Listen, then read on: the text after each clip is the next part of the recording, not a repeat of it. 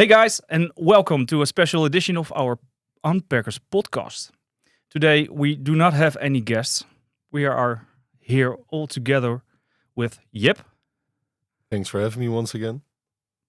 Bart. Of course, here I am. Of course you are here.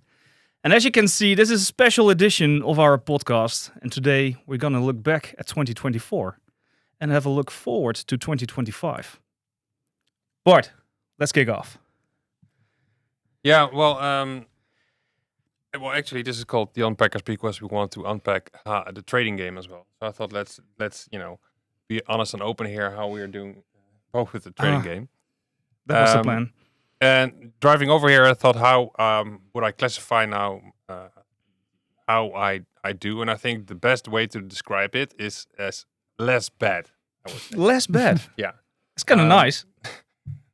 Well, yeah, it's I saw a tweet of Foley's the other day, one of our guests this year, and he said, luckily, that no one fool you. Trading is a very difficult game, so that was reassuring.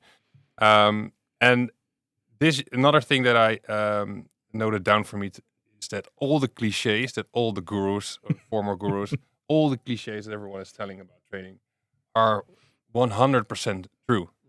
Well, you released a video today about risk management, about blowing up accounts, about having a system, all that stuff. I mean, you hear it as a beginner, Sure. Yeah. and you think, yeah, sure. You ignore them. Well, you don't ignore them, but you really don't. You understand it literally, of course. Really living through it and understanding why and what it means. That is really, what I learned this year. One of the things, for example, discipline. That's what you, as ex-top sporter, always are not bragging about, but at least you're mentioning that you're very good at it. And I thought, yeah, of course. The guy is 22 years old. Or what are you? 23. 23.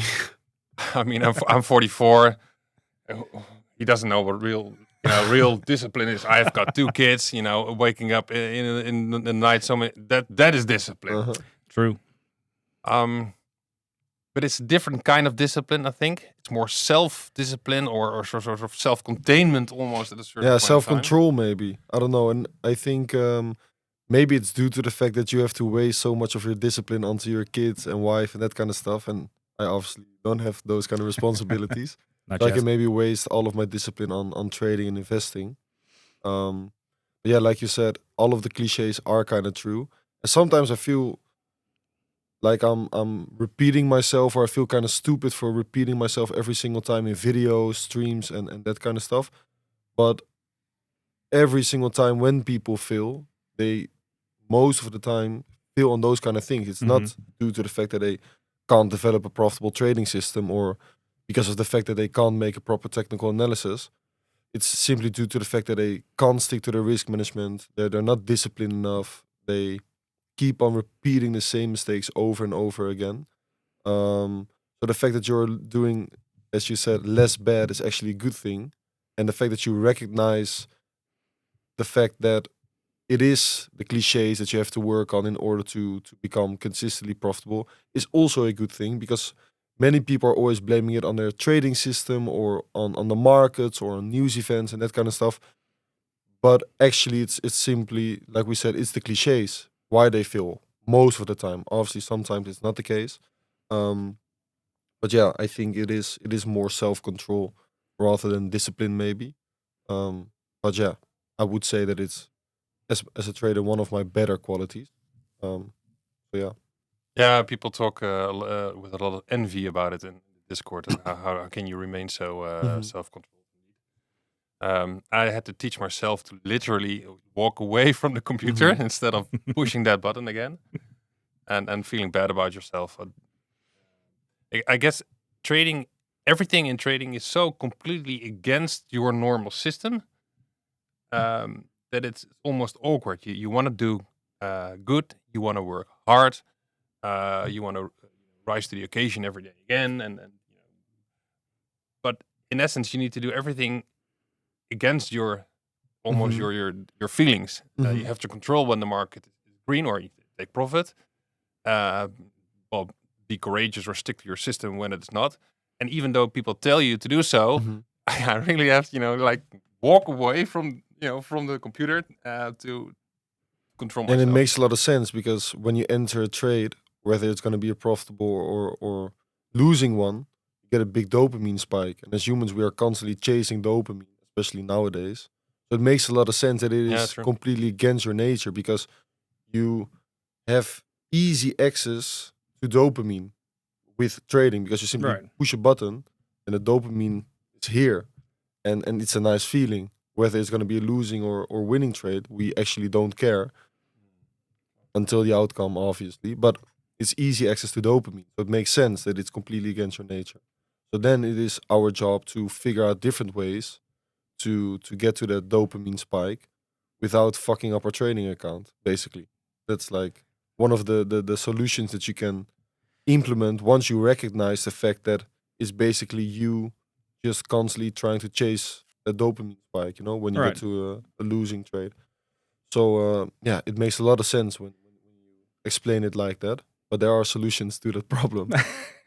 Yeah. That's the good news, though. That's the good news. And everyone is going through the same struggle. Everyone that we spoke, everyone that you see on Twitter, everyone has the same. Yeah, don't get me wrong. Like every now and then, I still struggle with it as well.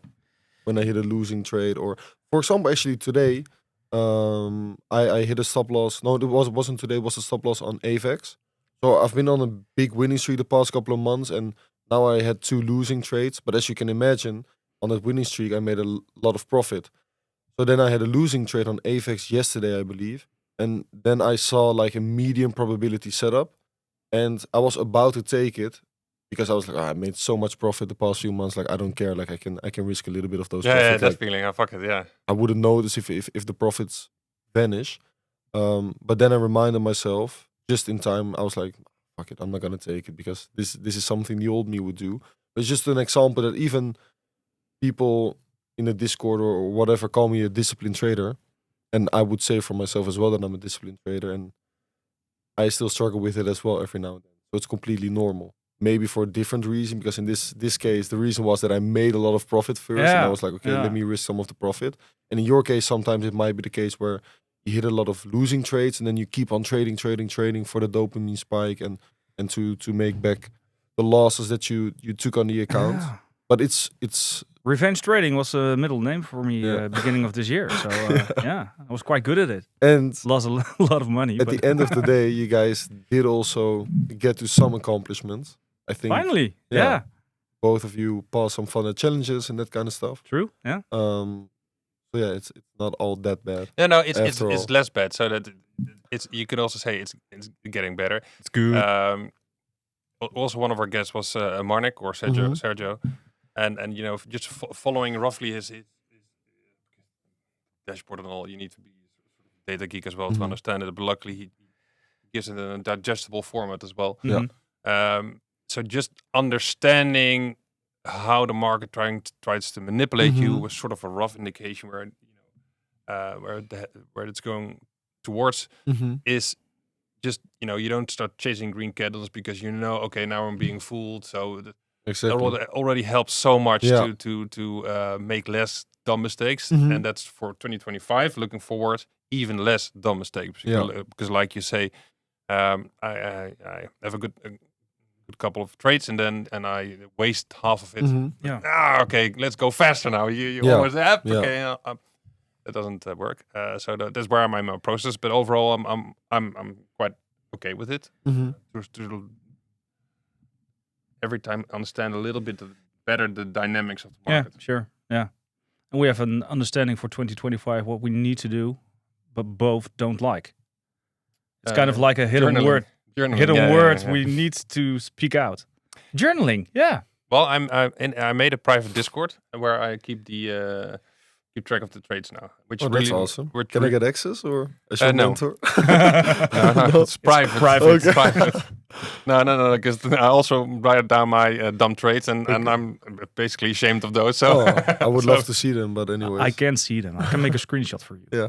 No, but it is a good system. Actually, yeah, sounds like a good idea. Is it really journaling or just a journal. No, a screenshot Right. of my trading view and the reasoning why I took it.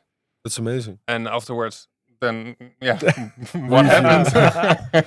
Yeah. And I have a tendency, of course, to sort of omit one or two bad trades, but no, I rather spend my time on documenting bad trades rather than just clicking the button again. Right. Right. This is also the thing that I discussed on stream, I think, yesterday. Like, there's not a system that has a 100% win rate. Like, if you get to like a 70% win rate, you have like a pretty high win rate with your trading system. So that means that the probability is simply there that you are going on a losing streak. Even if you have a 70% win rate, like, let's say you have a 70% win rate and you take 1,000 trades, the odds are pretty big that within that range of 1,000 trades, you are going to go on a losing streak at some point of maybe 7, 8, 9 losing trades. Right. It's simply probabilities. And then you true. still have a very profitable trading system. You still might be a very profitable trader. And maybe for like even a year or two, you're very profitable. Yeah. At some point, that losing streak comes and then you fuck up because you didn't realize that the probability was there that you would go on a losing streak like that. Maybe at some point you are 5, 6, 7 losing trades and you're like, my system isn't working anymore, or the market is wrong, or you're going to over risk, or you're going to flip-flop system. But if you know that the Unpackers podcast wouldn't be possible without our very much trusted partners, Bright Fund. And in my honest opinion, they're also by far the most reliable prop firm in the trading space. With millions of dollars already paid out, they're one of the highest rated prop firms online. And besides all of the Forex pairs that they offer, they now also offer 40 plus crypto pairs for you to trade yourself. Data is showing that you have a 70% win rate, 65% win rate, whatever. And you know that the probability is there that you are going on a losing streak. But the probability is also there that you might go on a winning streak of like 15, 16 trades within the time span of like 1,000 trades. Yeah, right. And it gives a lot of peace of mind to always stick to your risk management and always stick to your system.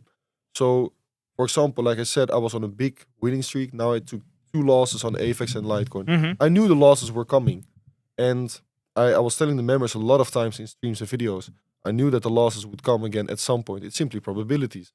So it's not the market that is wrong. It's not my system that is wrong. It's just the probabilities, because my trading system is fine. It works very well, but it has a win rate of about 65, 70%, depending on the market environment. Yeah, right. Yeah. So the probability was simply there that at some point I was going on a. But that's also something you have to learn. Yeah, of course, it is experience. But now that I'm telling you that, and we're talking about it, it makes a lot of sense, right? If you just think about it in a rational way, and that is something that gives me a lot of peace of mind, and also helps with the discipline part and the self-control part, especially the self-control part. But if you don't know that, like I just said, and you developed yourself a profitable trading system, and the first 500 trades, every now and then you lose 2, 3 trades in a row, and then you hit a few winning trades, and then all of a sudden you go on a losing streak of 6, 7, 8 trades. But you didn't know that the probability was there that it would happen, because you don't understand win rate and probabilities just in general. Then you might be freaking out and over risking or switching system, and then fucking up your entire trading account. Yeah, you're doubting about everything. Exactly. And it makes sense, but if you know that the probability is there, there's nothing to worry about. Right. So that is something that I would like to give to you guys going into 2025. Obviously, there's probably a lot of refinement to do to your trading systems, but there is still some refinement to do to my trading system as well, every single day and every single month and every single year. But yeah, I do think that 2025 is a good year for the Unpackers to level up, and hopefully at the end of 2025 we can really say that you guys are consistently profitable traders. I think that would be a cool goal on itself. Yeah, sure. Yeah. I think the basics are there now. The foundation is there. For the first times, I had a different difficulty in my trading game, which is taking profits. Yeah. Which is the fact that there are already profits where I was quite happy with. Well done. But then you get up to that moment that more. Yeah. I know greed is bad, but still, more. Because I'm trading with a relatively small account, and obviously if you have still a bigger number but still relatively small, you want to get higher. But at least it's already I'm because I passed some phases from our sponsor in the game, so I'm getting better at it. So it's a novel problem for me, but we're getting there. Perfect. Apart from trading, what was another highlight or perhaps fuck up from this year that or something that you learned from? A highlight definitely was a trading event about a month ago. The first real life trading great. event that we did with Tribe Capital at the Bybit headquarters. Absolutely agree. Yeah. That was freaking amazing. I love that. And I definitely want to do it at least once more in 2025, maybe even twice. There's so many highlights. It was a crazy year. Like trading wise, community wise, network wise was crazy. And also with the Unpackers, we made like great steps in the right direction, I think. For sure. And to the people that are watching, we have great plans for 2025 as well, which I'm very excited for. Definitely. For Q2 2025 to be exact. I think we had some amazing guests that were all very excited themselves as well. I think you guys unpacked a lot of the trading and investing game. Me, myself, I also learned a few things along the way, which was amazing, with some great conversations. So there's so many things to highlight. It's probably too much to name. Yeah, we have to realize that we need to ask you for an autograph. Autograph, yeah. Because he's now in Dubai. He has these cars. No. Don't start like this. Don't start like this, guys. No. Next time, I'll take you guys with me to Dubai. Okay, let's do that. Yeah, it would be fun, I think. Would be great. Yeah, great. How about yourself? Well, it was a question for you, but you can ask it yourself. No, of course. Kind of of course. I'm very happy with the steps that we've been taking with the podcast. I think we all want to succeed in trading. Sure. I don't think I'm not the Messi of this trading world. I can easily say that. I think that our talents are maybe more in this kind of stuff, doing something creative with it and developing even more problems. But you still want to have that feeling that you progress in your own game. And did you?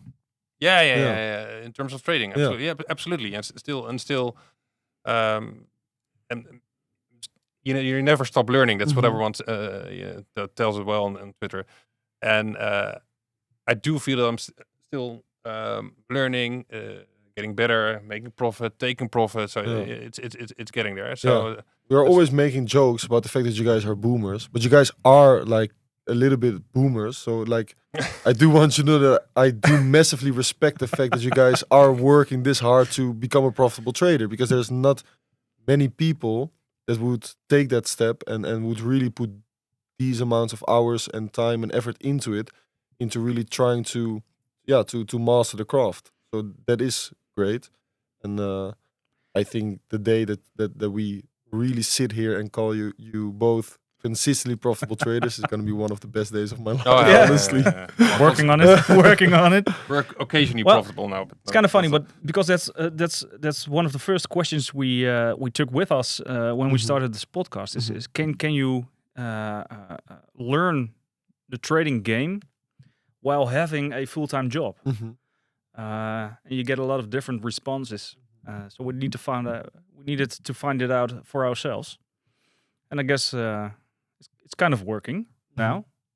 Again, also you need sort of a boomer working system for that. So no, really. I don't know if you call it swing trading or whatever how do you want to call it, or 4-hour trading. Well, I don't know, but I'm also still refining that trading game, of course. So there's so many sort of like a sport. There's so many sub games you can play. So that's also one to develop. Yeah.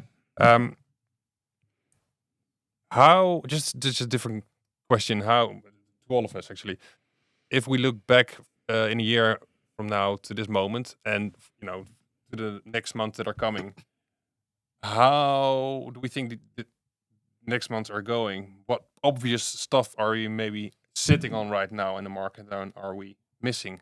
Alt season is coming. I do think so. That's kind of like been calling out for a couple of months. I haven't said that many times. No, you didn't, but no. And I do think that now we are actually close. Also look at the Bitcoin dominance chart. looking at the Ethereum versus Bitcoin chart, looking at the timing wise, Mm-hmm. the part of the cycle that we are in, I do think Bitcoin, like tagging $109,000. Right. I do think it's time for altcoins to get some spotlight in the next few months. Today is the 18th of December that we are recording this episode. Yeah, that's right. Yeah, I do think we are close to an altcoin bottom, and I do think that is something for the next few months that is going to happen, and that hopefully in a year from now we can look back to this episode and say that we were one of the guys that predicted altcoin season, this or will be that we documented. completely got wrecked. Either one of the two, and there's no Both are podcast fine. anymore. We can learn from you.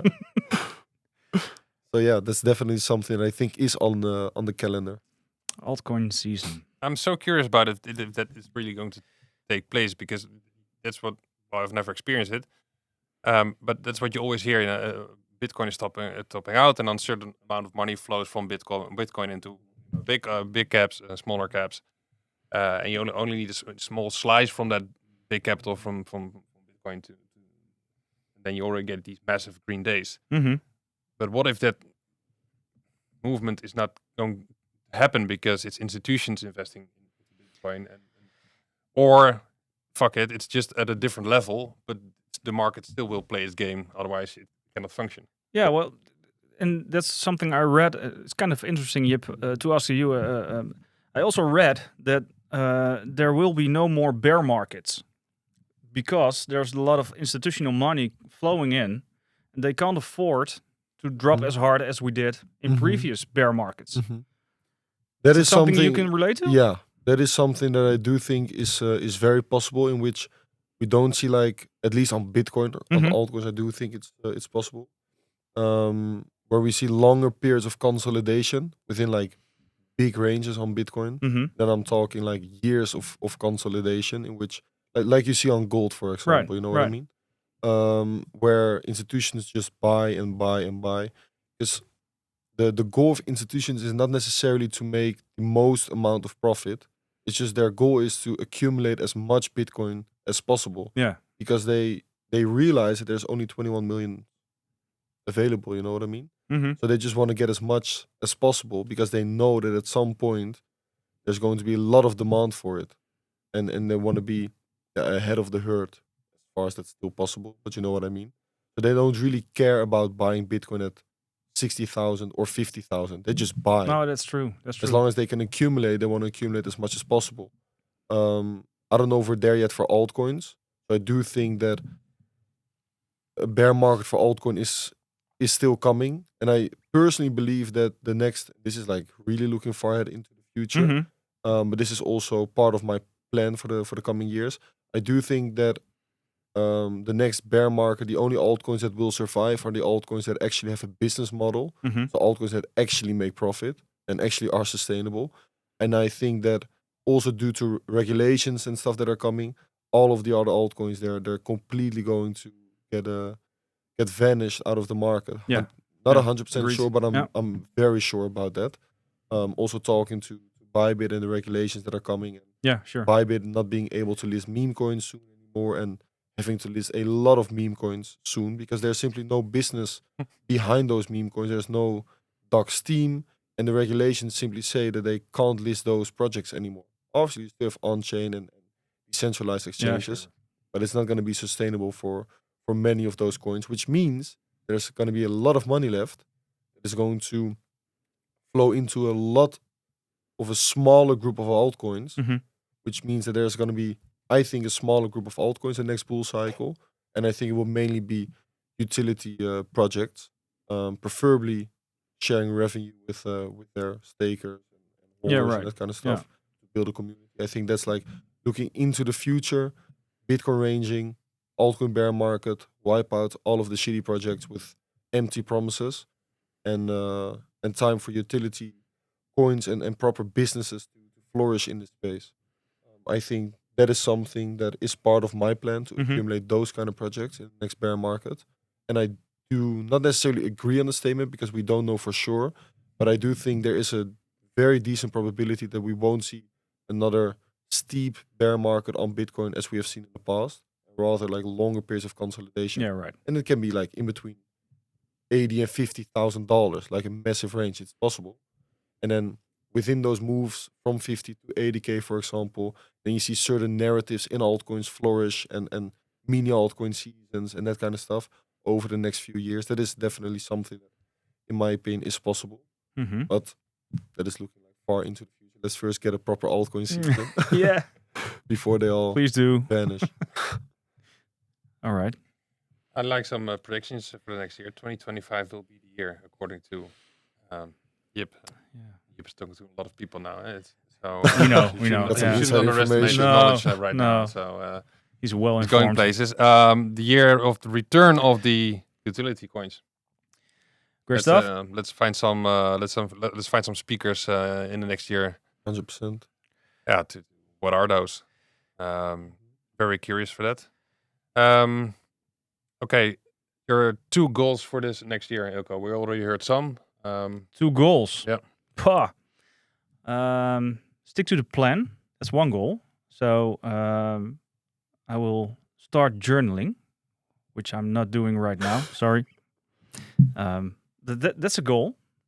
To learn from my mistakes, but also to learn from my winnings, which is also quite important, I guess. And stick to one trading system. Because as the Unpackers, we unpacked a lot of systems. We saw a lot of systems. We tried to adopt them. No, not to adopt them. We tried them out. But Yeah, the flip-flopping. Yeah. the flip-flopping, there were too many. And we have the basic knowledge of Yip. So I'm going to stick to that plan. Trading system, adopt it even more. Let's see where we are at the end of 25. Good stuff. Yourself. Yeah, no, relatively likewise. For me, it is. I heard that you are not.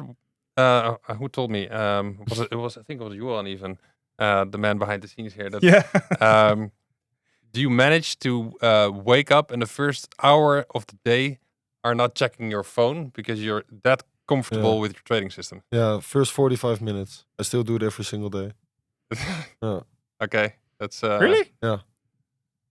For me that. Okay, I have 3 goals. No. You cannot steal my goal. I want to have that peace of mind with my trading system that honestly I'm okay with whatever it is. Mhm. Fine, I looked at it, took a trade according to my Yeah. system. Win or lost, that's okay. I'm at peace with it. That's really my goal.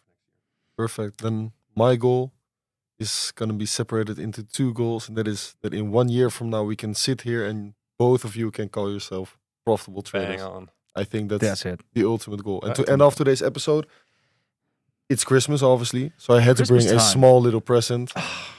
With Tribe Capital, we decided to both give you guys a customized Damn. We'll be That's wearing it great. with backpack pride, with man. Thanks. with Thanks. Tribe Capital that you guys can use to, I don't know, maybe for the kids or whatever. Good stuff. Man. So Great, thanks. let's hope next year I can both give you guys a Rolex or whatever. that's my great. second goal. That's my second Nice, goal. okay. We'll stick to that, man. Yeah, okay. The Boomer Rolex. Rolex. The midlife crisis Rolex. I'll buy a very old one then, in Yeah. that case. Thanks. Yep. Okay, still. All All right. good things. Thanks also for you guys for watching this year to the Unpackers. Yeah. We're looking forward to keep you even more engaged in the year to come and unpack a lot of new stuff in this space with us. So thank you very much and up to 2025. Bye-bye. Thanks, guys.